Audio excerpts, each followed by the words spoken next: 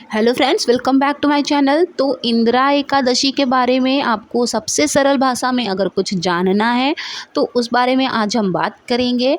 तो इंदिरा एकादशी जो है वो पितरों के लिए समर्पित होती है। पितरों को ही इसमें आपके व्रत से उनको हरि के शरण में स्थान मिलता है। सबसे पहली बात, जैसे कि आप हर एकादशी को अपनी मनोकामना की पूर्ति के लिए करते हैं, लेकिन यह जो एकादशी है वो आपके पितरों को चली जाती है, समर्पित हो जाती है। आप जिस भी भाव से रखते हैं, अगर आप सच्चे भाव से रखते हैं तो उन्हें मुक्ति मिलती है।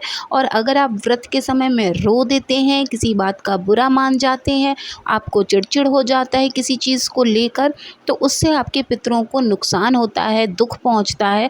तो आप प्रयास यही करें कि श्राद्ध के समय में जब भी आप व्रत रख रहे हों, आप बिल्कुल भी परेशान ना हो। जिसको जो आपको अगर कुछ बातें बुरी लग रही हैं, कुछ आपने अपने बारे में सुन लिया है, तो आप उसको लेट गो करें, ध्यान उस पर ना दें, क्योंकि यही एक व्रत है जो आपके पितरों के नाम पर समर्पित है।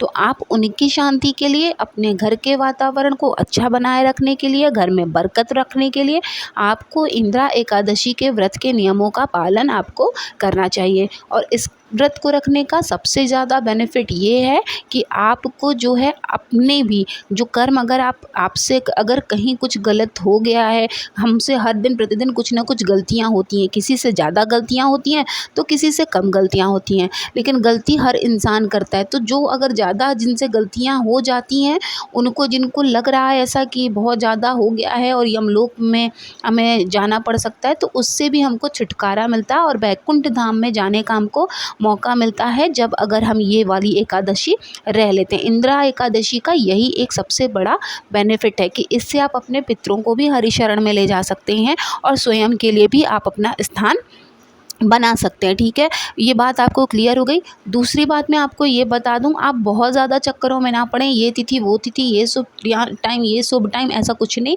बस आप इतना ध्यान रखें कि उदया तिथि के अनुसार 10 अक्टूबर को ही इंदिरा एकादशी मनाई जाएगी। ठीक है, आपको क्लियर हो गया।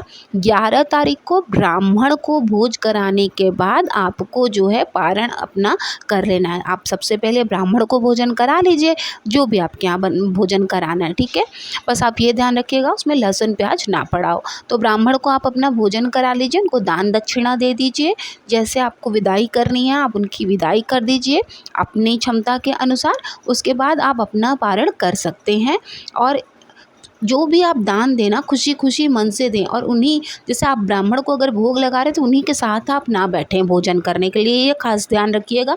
पहले आप ब्राह्मण को भोजन करा लें, उसके बाद फिर आप खुद जब वो चले जाएं, उनकी विदाई कर दें, तब आप उनके बाद आप भोजन जब करेंगे तो उससे पितरों को संतुष्टि मिलती है, पितर आपके जो है वो खुश हो जाते हैं।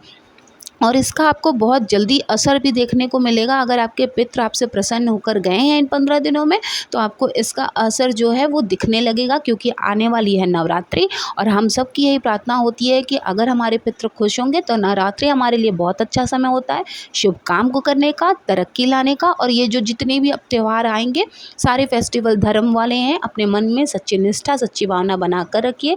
भगवान श्री हरि को प्रसन्न करने के लिए आपको पता है, आप बृहस्पतिवार की जो लोग पूजा करते हैं या जो एकादशी व्रत रहते हैं, उनको पता है कि उन्हें कैसे पूजा करनी होती है। उन्हें पीले पुष्प चढ़ाइए, पीले वस्त्र पहनाइए उनको। जैसे उनकी पूजा आप करते हैं बृहस्पतिवार के दिन, वैसे ही आप उनकी पूजा करिए। और चावल आप ना खाएं, ना उन्हें चावल उस दिन चढ़ाएं। तो ये आप कुछ बातें अगर ध्यान रखेंगे और व्रत के नियम का सरलता से पालन करेंगे, तो आपको ज़रूर ही आपके पितृ भी प्रसन्न होंगे और आपको भी वैकुंठ धाम में स्थान जरूर मिलेगा। तो उम्मीद करती हूँ कि आपको वीडियो पसंद आई होगी। वीडियो पसंद आए तो प्लीज़ चैनल को सब्सक्राइब ज़रूर करिएगा और अपना सपोर्ट ऐसे ही बनाए रखिएगा।